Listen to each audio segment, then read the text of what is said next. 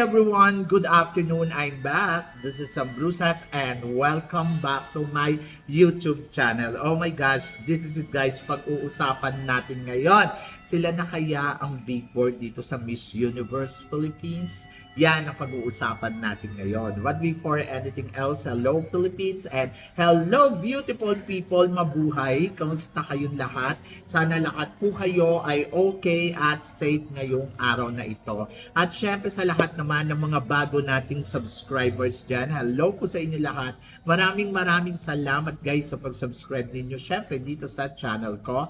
At syempre sa lahat naman ng makasolid na makamamasam dyan na laging sumusuporta dito. Araw-araw, lagi-lagi. Maraming salamat guys sa inyong lahat. Syempre, usapang reaction tayo ngayon. So ito nga kahapon nga, nagkaroon nga ng photoshoot ang mga kandidata dito sa Miss Universe Philippines kung saan syempre sponsor shoot to. So yon, kaya naman syempre excited tayo lahat na makita yung mga pambato na paborito natin. Pero ito ang takaw pansin sa atin, ang photoshoot na 4 na malalakas na kandidata na talaga namang masasabi mo, oh my gosh, ito talaga yung pwedeng manalo dito sa Miss Universe Philippines ngayong taon na to.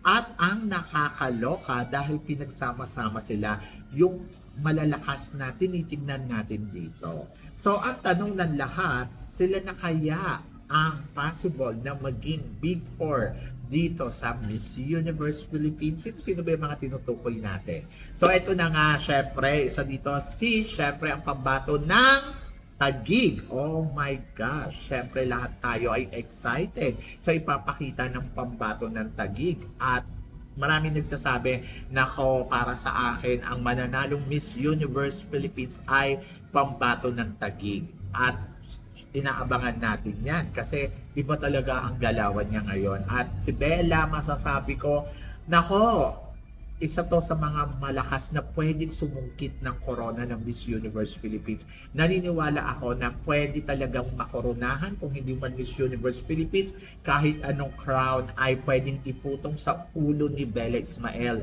At isa siya sa mga masasabi ko, kaabang-abang talaga dito sa Miss Universe Philippines. And then kahapon, nagkaroon siya ng photoshoot together sa ibang malalakas na kandidata din. At lumutang talaga ang beauty ni Bella Ismael at wala naman akong masabi. So looking forward ako sa galawan na ipapakita ni Bella Ismael dito sa kompetisyon.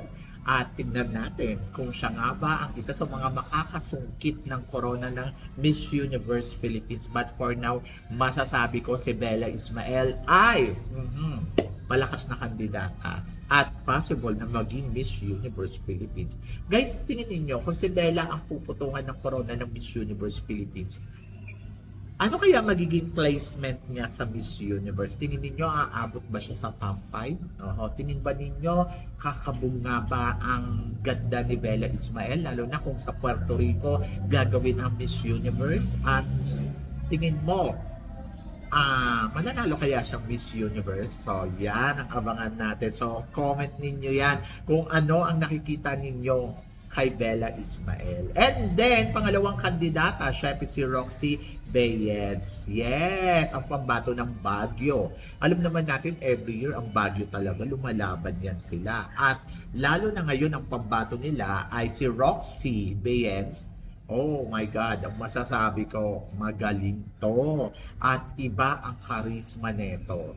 Ganda, talagang maganda. Hindi nga lang ganong katangkadan, pero yung beauty na meron siya, Diyos ko, pwede mo i-level to kay Demi Peter, di ba? So yon, mga ganon. Sabi ko nga, okay lang sa akin na maliit basta yung beauty niya maala Demi Peter, kasi yung nakita ko naman si Demi Peter in person, talagang napawaw ako sa kanya ng bonggang-bongga. At sabi ko nga, wow, she's Miss Universe. O, di ba? Kaya naman ngayon, nandito siya sa Miss Universe Philippines at kahapon nakita nga natin, nag-photoshoot siya with Bella Ismael. Oh my gosh, yung beauty niya, masasabi ko, oh my gosh, pwede talagang kumuha ng corona ng Miss Universe Philippines. Ako para sa akin, talino, ganda, at execution. Diyos ko, hindi magpapakabog ang ano dito, hindi magpapakabog ang pambato ng Baguio at masasabi ko malakas yan, wag mong isnabi dahil ibang gumalaw yan. At naniniwala ako doon dahil nakita naman natin kung paano siya maglaro talaga sa sa Miss Earth Philippines, di ba? At kahit yung sa Miss Earth, nanalo pa yan ng Miss Earth, kung di ako nagkakamali, water, or yung basta na parang first runner-up siya doon. Ang sabing gano'n ng iba ay nako parang Aliana Aduana na hindi nakasungkit ng corona. Hindi natin alam. Iba si Aliana, iba si Roxy. At si Roxy, Diyos ko, matagal ko na siyang gusto talaga sumali sa Miss Universe Philippines. At tignan natin kung ngayong taon na to kakabog.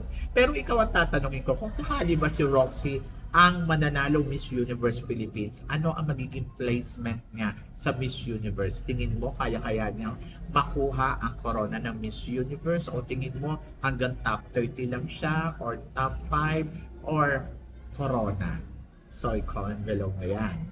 And then, isang kandidata din na ito talaga, my gosh, marami nagsasabi, ako, pwede daw itong mag-last two standing. Ayan yung mga sigaw ng mga tagahanga niya or talagang sinasabi nila kay Nicole ako. Ayan, si Nicole Bormeo ang pambato ng Cebu Province dito sa Miss Universe Philippines. Diyos ko, kung ganda, maganda naman talaga siya. Hindi naman yung mag-Miss International kung hindi siya ganun kaganda at hindi yan magto-third runner-up sa Miss International kung hindi yan ganun kagaling.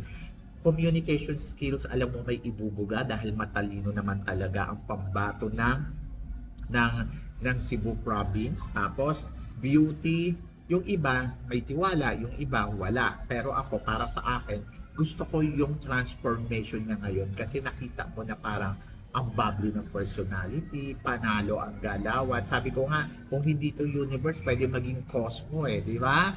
And then, ayun, I'm so excited dahil talaga namang masasabi ko, Diyos ko, matinding laban ang mangyayari dito sa Miss Universe Philippines kasi nandiyan si Nicole Bormeo.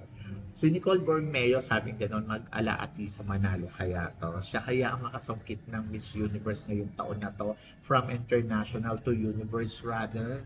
Depende. Siyempre, iba yung naging laro ni Atisa, iba yung laro ni Nicole Bormeo. Pero, pwede din naman mangyari kay Nicole ang nangyari kay Atisa Manalo na minsan na naging runners-up and then nakakuha ng corona ng Miss Universe Philippines. And then, sa akin, sa nakikita ko iba, kahapon, nagsama-sama nga sila with Bella Ismael at Roxy. Masasabi ko na ang ganda ng personality nakikita ko sa kanya. Either na picture lang yun natititigan natin, pero alam mo yung personality niya na talagang nag-i-enjoy siya dito sa pageant. Alam mong mabait, alam mong maganda yung character na meron siya. Kaya I'm so excited for her. And looking forward ako sa magiging eksena niya talaga dito sa Miss Universe Philippines. Pero ikaw ang tatanungin ko, tingin mo, anong corona ang makukuha dito ni Nicole Bormeo? Tingin mo, Charm, Cosmo, Supra, or Universe? Eco. So, yan. So, let's see. But ako, para sa akin, pwede siyang Supra, pwede siyang Cosmo, pwede siyang Universe. So, ikaw, ano ang sayo?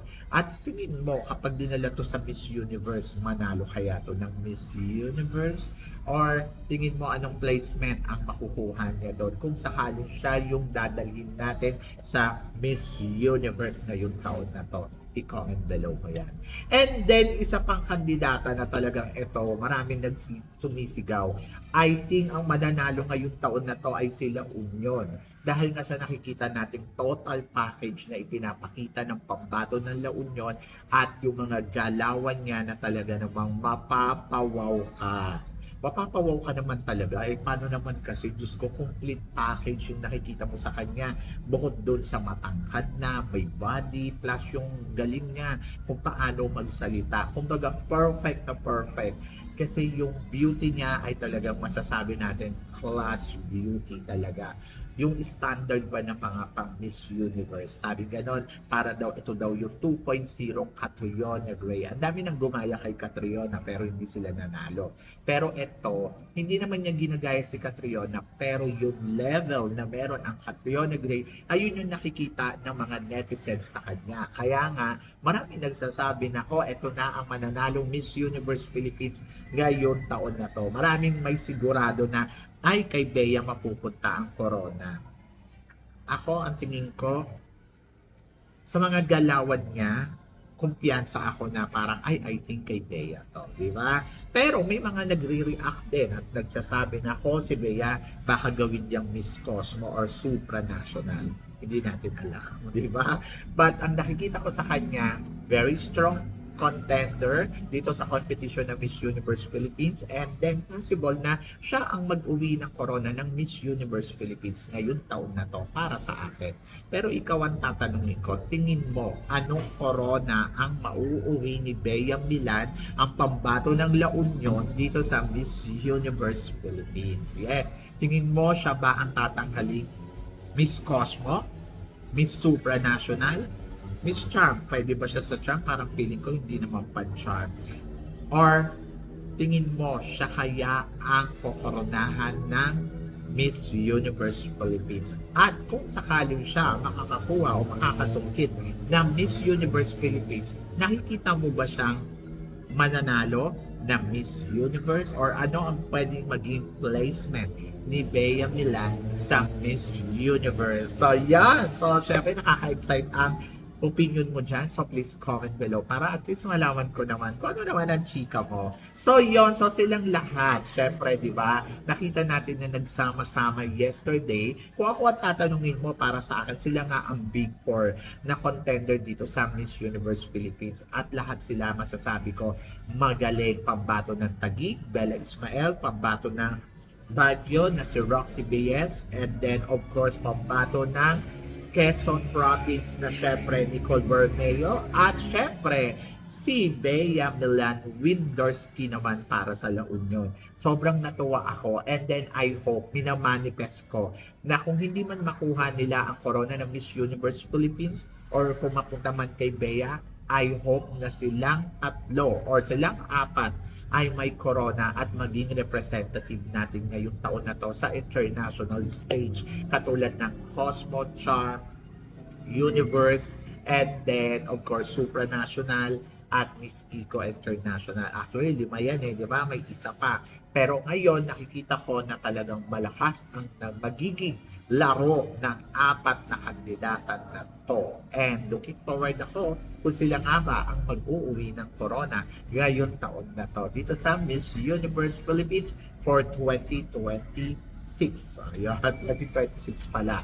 So, ikaw ang tatanungin ko, tingin mo, sino ang mananalo sa kanila? So please comment below para at least malaman ko naman kung ano naman ang chika mo dito sa mga pinag-uusapan natin ngayon dito sa Miss Universe Philippines 2026. So yon, so syempre maraming salamat sa inyong lahat sa support at pagmamahal na binibigay ninyo syempre dito sa channel ko. At sa mga hindi pa nakaka-subscribe, please don't forget to click like and subscribe my channel at i-click nyo na rin po ang notification bell to more updated syempre sa aking mga chika. Sabi ng ganon, always keep smiling and tiwala lang sa itaas. So guys, hanggang dito na lang, hanggang sa muli nating chikahan. See you tomorrow. Thank you guys.